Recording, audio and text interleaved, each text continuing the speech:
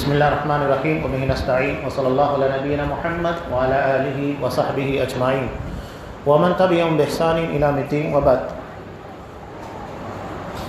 تمام قسموں کی تعریفات اللہ رب العالمین وحدہ لا شریک له لائق و زیبا ہے، جو ساری کائنات کا تنہا خالق و مالک ہے، اور بے شمار درود و سلام ہو اللہ کے آخری نبی جناب کریم محمد رسول اللہ صلی اللہ علیہ وسلم کی ذات مقدسہ پر۔ محترم سامعین، عزیز ماں بہنوں، قرآن مجید میں ایک واقعے کا تذکرہ ہے، اور یہ واقعہ ہیلہ سازی، بہانے بازی کے پر مشتمل ہے۔ اللہ کی شریعت، اللہ کے حکم سے کس طرح راہ فرار اختیار کرنا چاہیے، اس کی ایک مثال دی گئی ہے۔ اور یہ واقعہ یہودیوں کے بہت مشہور تھا، اسی لیے قرآن نے کہا کہ وَاسْأَلْهُمْ، انہی لوگوں سے سوال کیجئے۔ اس بستی کے بارے میں کانت حاضرۃ البحر، جو سمندر کے کنارے تھی، یعنی یہ مچھوارے تھے، مچھلیوں کا شکار کیا کرتے تھے۔ اللہ نے بطور آزمائش کے ان لوگوں کو سنیچر کے دن شکار کرنے سے منع کر دیا۔ یہ امتحان تھا، آزمائش تھی۔ اب ان لوگوں نے کیا کیا؟ سمندر کے کنارے ایک پرنالہ نکال لیا اور آگے گڑھا کھود دیا۔ اس راستے سے مچھلیاں آتی، گڑھے میں جاتی، اور اس کے بعد وہ اس راستے کو بند کر دیتے۔ اب اللہ نے بطور آزمائش کے کیا کیا؟ مچھلیاں سنیچر کے دن اچھل اچھل کر سمندر کی سطح کے پر آیا کرتی تھیں، اور ان لوگوں نے پکڑنے کا یہ بہانہ نکالا۔ جب اس گڑھے کے اندر مچھلیاں آ جاتی، سنیچر کے دن انہیں نہیں پکڑتے، اتوار کے دن نکالتے اور کہتے دیکھو ہم سنیچر کو کہاں شکار کر رہے، حالانکہ شکار حقیقت میں سنیچر کے دن ہو رہا تھا، اور مچھلیاں اتوار کو باہر نکالی جاتی تھیں۔ ایسے بہت سارے بہانے ہیں۔ اب امام بخاری رحمۃ اللہ علیہ نے پورا ایک چیپٹر قائم کیا ہے، کتاب الحیل، ہیلوں کا باب۔ اس میں بہت سارے ہیلے بہانے جو شریعت سے راہ فرار اختیار کرنے کے لیے کیے گئے۔ اب اس بستی کے بارے میں جب ان لوگوں نے اس طرح کی حرکت کی، بعض مفسرین کے مطابق 3 جماعت بن گئی، اور بعض مفسرین کے مطابق 2 جماعت۔ 2 جماعت اس طریقے کی کہ ایک وہ لوگ تھے جو ہیلے بہانے سے مچھلیوں کا شکار کرتے تھے، اللہ کے حکم کی خلاف ورزی، اور دوسری جماعت جو انہیں اس طرح کی حرکت سے منع کرتی تھی۔ اور بعض مفسرین کے مطابق 3 جماعت تھی، ایک مچھلیوں کا شکار کرنے والی، ایک وہ تھے جو منع کرنے کے بعد رک گئے، کتنا منع کریں گے، اور تیسری جماعت وہ تھی جو منع کرنے سے باز نہیں آئی، اخیر وقت تک انہیں منع کرتی رہی۔ یعنی اس طریقے سے تیسری جماعت وہ تھی جو شروع میں منع کی، بعد میں رک گئی۔ اب اللہ کا عذاب آیا، تو اللہ کا عذاب آنے کے بعد ان لوگوں کو بندر بنا دیا گیا، قردۃ خاسئین۔ قرآن مجید نے صرف یہ نہیں کہا کہ بندر تھے، خاسئین، ذلیل اور رسوا کیے ہوئے۔ اور بندر بنائے جانے کے بعد ایک دوسرے کو پہچانتے بھی تھے۔ ایسا نہیں ہے کہ بندر بنائے جانے کے بعد کوئی ایک دوسرے کو پہچان نہیں رہا ہے، جیسا کہ عام طور سے بندروں کی شکلیں ایک دوسرے سے ملتی جلتی ہے، ہم کیسے پہچانیں گے کون سا فلاں بندر ہے؟ اور یہ باتیں بھی کر رہے تھے۔ یہ اللہ کا عذاب تھا۔ اب یہاں رک کر ایک مسئلہ سمجھ لیجئے گا۔ بعض لوگ جو کہتے ہیں کہ دراصل وہیں سے ڈارون کا جو عقیدہ بنایا گیا ہے، اور وہ تھیوری ہمارے ہاں بچوں کو بھی اسکول کے اندر پڑھائی جاتی ہے کہ انسان سب سے پہلے سمندر کا کیڑا تھا، اور اس کے بعد بر و مائی ہوا، یعنی کچھ حصہ کچھ وقت سمندر میں بتانے لگا، اور اس کے بعد وہ زمین کے پر رہنے لگا، اور دھیرے دھیرے ترقی کرتے ہوئے اس کے بال کم ہوتے گئے، بندروں کی شکلوں سے تبدیل ہوتے ہوتے یہاں تک آیا۔ ٹھیک ہے، اگر ہم یہ مانتے ہیں کہ انسان اس طرح ترقی کرتے ہوئے یہاں تک آیا ہے، تو پھر انسان یہاں ترقی کرتے ہوئے رکا کیوں؟ اس کے مزید بال کیوں نہیں کم ہوئے، اور اسی جگہ کے پر انسان کیوں رک گیا؟ یہ دراصل ایسا عقیدہ ہے، ایسی تھیوری ہے جو انتہائی باطل ہے۔ قرآن مجید سورہ کہف میں ایک بہت پیارا سوال کرتا ہے۔ جو لوگ کہتے ہیں کہ انسان 100 سال پہلے ایسے، اس سے پہلے ایسے، ہزاروں سال پہلے ایسے، قرآن نے صرف ایک ہی سوال کیا अशहीदु खल्क़हु, क्या ये लोग उस वक्त मौजूद थे जब अल्लाह इन सारी चीज़ों की तख्लीक कर रहा था? ये तो खुद वहाँ मौजूद नहीं थे और कह रहे हैं कि हज़ारों साल पहले ऐसा, उसके पहले ऐसा। क्या दलील है इन लोगों के पास? अगर इन लोगों के पास कोई प्रूफ है, दलील है, तो लाकर पेश करो। सिर्फ नज़रियात, थ्योरी लाकर लोगों के पर ठोक देने से मसला हल नहीं होता है। अब इस वाक़े के पर जो तबसरे हैं, पहली बात कि दावत व तबलीग का फ़रीज़ा और ज़िम्मेदारी बहुत अहम चीज़ है। अगर हम ये काम करेंगे अल्लाह हमको बचा लेगा, और ये काम नहीं करेंगे अल्लाह हमको गिरफ्त में लेगा। गुनाह कर रहे हैं, मना भी नहीं कर रहे हैं, अल्लाह का अज़ाब उन लोगों पर आता है जो गुनाह करते हैं और दावत का काम भी नहीं करते, बुराइयों से रोकते भी नहीं।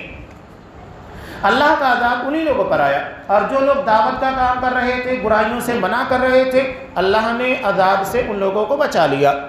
हज़रत अब्दुल्लाह बिन अब्बास रज़ी अल्लाह तआला अन्हु की रिवायत है कि जिस कौम के पर जो अज़ाब आया था, उन्हें बंदर बना दिया गया, तो ये सिर्फ 3 दिन तक के लिए था। उसके बाद पूरी नस्ल को, पूरी कौम को तबाह कर दिया गया। ये नस्ल बाकी नहीं रही, जैसा के लोग समझते कि उसी की नस्ल के इंसान हैं। नहीं, अल्लाह का अज़ाब आने के बाद उस नस्ल को तबाह कर दिया जाता है, ख़त्म कर दिया जाता है। कुरान अगर किसी कौम के पर कोई सज़ा मुसल्लत करता है, क्यों करता है? अल्लाह ने उन लोगों को बछड़ा क्यों नहीं बना दिया, बकरी क्यों नहीं बना दिया?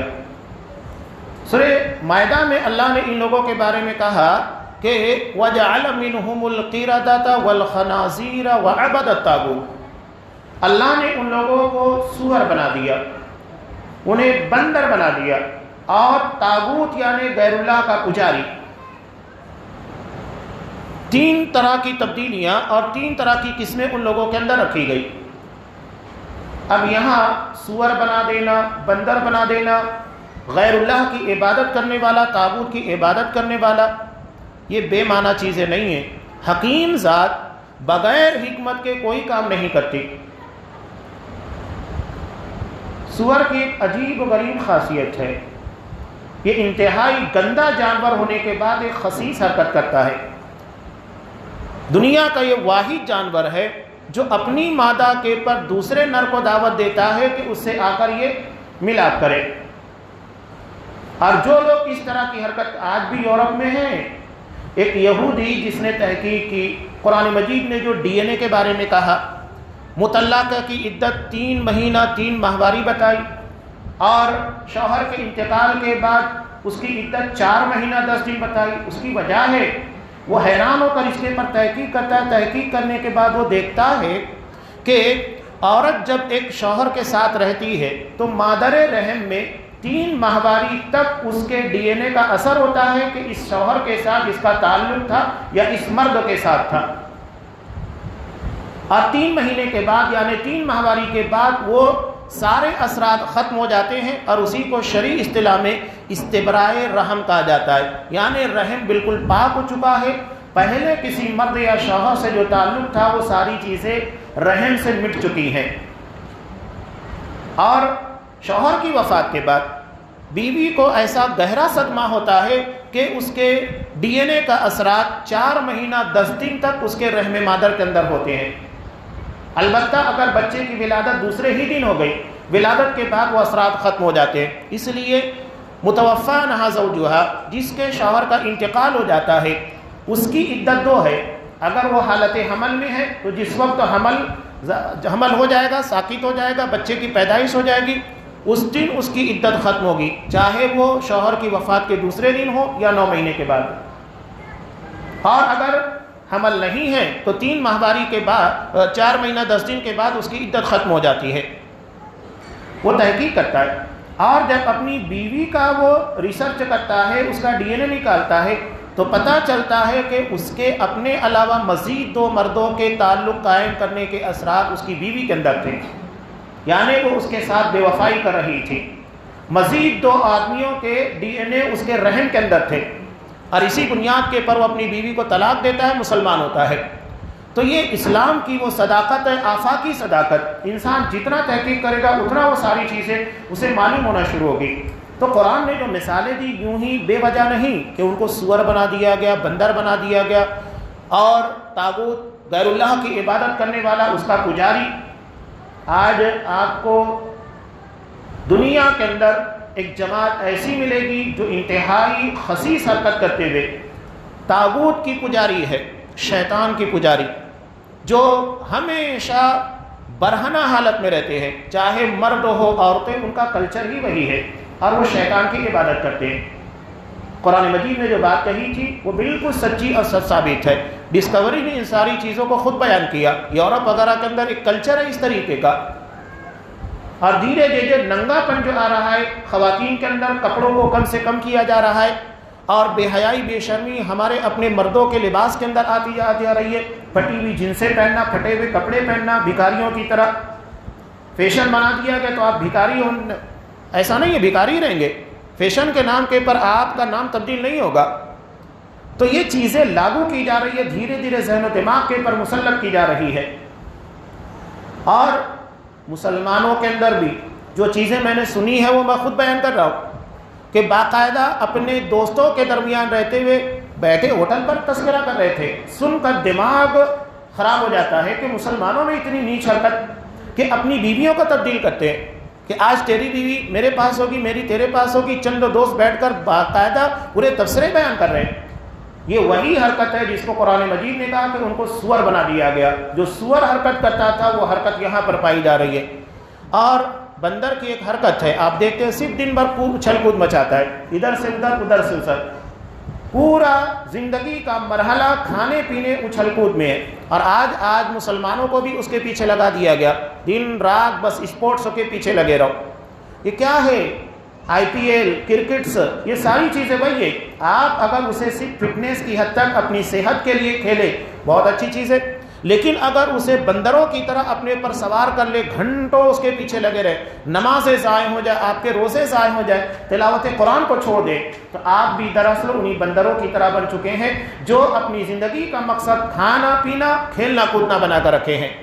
تو قرآن بلا وجہ نہیں، اللہ کے رسول کی دعا کا اثر ہے کہ اللہ کے رسول نے دعا مانگی تھی اللہ سے کہ میری امت کے اندر مسخ نہیں ہونا چاہیے، یعنی صورتوں کو تبدیل نہ کیا جائے، کسی کو گدھا بندر سور نہ بنایا جائے. لیکن عادتیں تو ہیں، اگر صورتیں تبدیل نہیں ہو رہی ہے، کردار تو ایسے ہی پائے جا رہے ہیں، سوروں کی طرح، بندروں کی طرح اور شیطان کے پجاری کی طرح. شیطان کے پجاری کون ہے؟ مسلمانوں میں بھی ہے. یہ جو غیر شرعی علوم ہوتا ہے، غیر شرعی رقیہ، جس کے بارے میں یہ کہا جاتا ہے کہ یہ دراصل رحمانی علم نہیں بلکہ سفلی علم ہے. سفلی علم کیا ہے؟ یہ وہی شیطان کی پوجا ہے جس میں شیطان کے لیے جانوروں کو ذبح کیا جاتا ہے.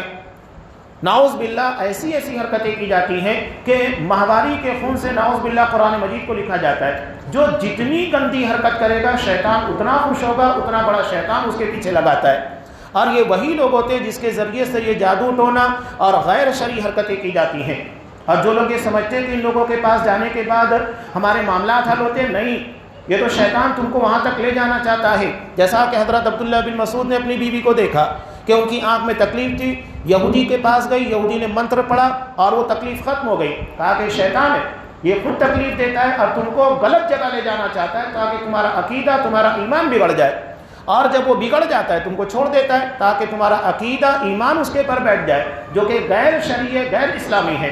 ہم یہ سمجھتے ہیں کہ اس سے فائدہ ہوا، نہیں، ہمارا ایمان، ہمارا عقیدہ ضائع ہو گیا. جو اصل و نعمت تھی، اصل و دولت تھی. شیطان اس طرح گمراہ کرتا ہے، اس کے ہتھ کنڈے، اس کی چالیں بڑی خطرناک ہوتی ہیں. تو یہ بات یاد رکھیے گا کہ شیطان ہمیں کس طریقے سے کیسے گمراہ کرتا ہے، عبادت طاغوت بنا دیتا ہے، شیطان کا پجاری بنا دیتا ہے. اس واقعے میں ایک بہت پیاری اور اہم بات امام بخاری رحمۃ اللہ نے جو ایک روایت نقل کی ہے، مثال کے ذریعے آپ صلی اللہ علیہ وسلم نے بیان کیا کہ دریا میں ایک کشتی ہے، سوار کر رہے لوگ اس کے پر سوار ہیں. 2 منزلیں ہیں، اوپر کے منزلے میں رہنے والے، نیچے کے منزلے میں رہنے والے.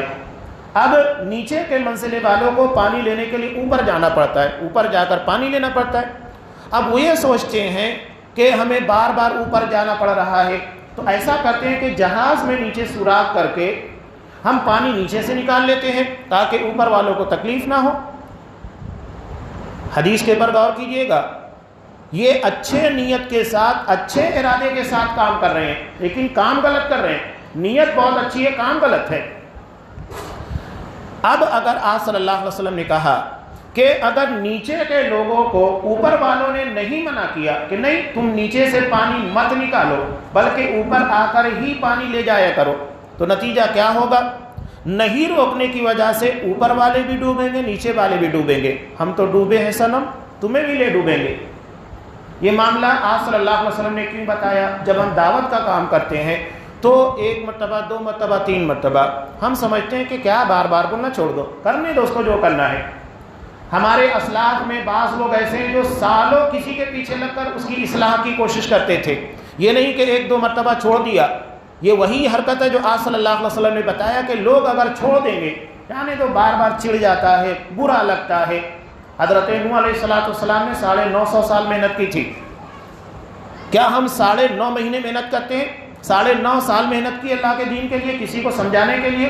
صرف 40 لوگوں نے اسلام کو قبول کیا تھا 950 سال کی محنت میں. یعنی سالوں 100 سال لگنے کے بعد کتنے لوگ مسلمان ہو رہے ہیں؟ چند لوگ. 100 سال اللہ نے ہم کو اتنی زندگی بھی نہیں دی ہے. تو دعوت کی لائن میں سوچئے ہم کیا کر رہے ہیں. دعوت کے لیے میں بار بار ایک لفظ استعمال کرتا ہوں، فقہ الدعوہ، دعوت کی سمجھ. اللہ تبارک و تعالیٰ جسے دین کی سمجھ عطا کرتا ہے سب سے بڑی نعمت دیتا ہے. من یرید اللہ بہ خیرا یفقہہ فی الدین. اللہ جس کے ساتھ خیر کا ارادہ کرتا ہے اس کو دین کی سمجھ دیتا ہے. اس کا مطلب جس کو دین کی سمجھ نہیں ہے، کس طریقے سے لوگوں کی اصلاح کرنا ہے، کس طریقے لوگوں کو دین کی طرف لانا ہے، وہ خیر سے محروم ہے. اپنی دعوت کے ذریعے لوگوں کو چھڑانا نہیں، دین سے دور کرنا نہیں، بلکہ قریب کرنے کا ہنر ہونا چاہیے. جس طرح ایک ڈاکٹر ایک مریض کا علاج کرتا ہے تو یہ نہیں کہتا ہے کہ میں فلاں کا کیا علاج کر رہا ہوں، کس کی کیا بیماری ہے، وہ نہیں بتاتا ہے. وہ یہ صرف کوشش کرتا ہے کہ کیسے میں اس کا علاج کروں، ٹریٹمنٹ کتنا بہتر ہونا چاہیے. آج ہمارے یہاں کیا معاملہ ہے، میں ایک مثال اکثر دیتا ہوں. ڈاکٹر یہ دیکھتا ہے چیک اپ کرنے کے بعد کہ ہاں اس مریض کو ہارٹ کا پرابلم ہے، کڈنی کا پرابلم ہے یا کوئی اور پرابلم ہے. اب وہ اس رپورٹ کو پیشنٹ کو نہیں بتاتا، پیشنٹ کا علاج نہیں کرتا، بلکہ سارے لوگوں کے اندر سوشل میڈیا پر ایشو کرتا ہے. بتاؤ اس کے ذریعے سے کیا اس کا علاج ہوگا؟ یہاں ہمارا معاملہ وہی ہے. اگر کسی کے اندر کوئی غلطی انفرادی طور پر جو اجتماعی نہیں ہے، کھل کر لوگوں کے، 2 الگ الگ چیزیں، ایک ہے جو سارے لوگوں کے سامنے کی جا رہی ہے، اس کی اصلاح سارے لوگوں کے سامنے ہوگی. ایک ہے جو چھپ کر اکیلے میں کوئی گناہ ہوا آپ نے اتفاقاً دیکھ لیا، ٹوہوں میں جاسوسی میں لگ کر نہیں. اگر کسی کو شوق ہے کسی کے عیب اور غلطی کو تلاش کرنے، ڈھونڈنے، بیان کرنے کا تو اسے اپنی سے ابتدا کرنا چاہیے، دوسروں سے نہیں. آپ صلی اللہ علیہ وسلم کی اس بارے میں بہت سخت حدیث ہے.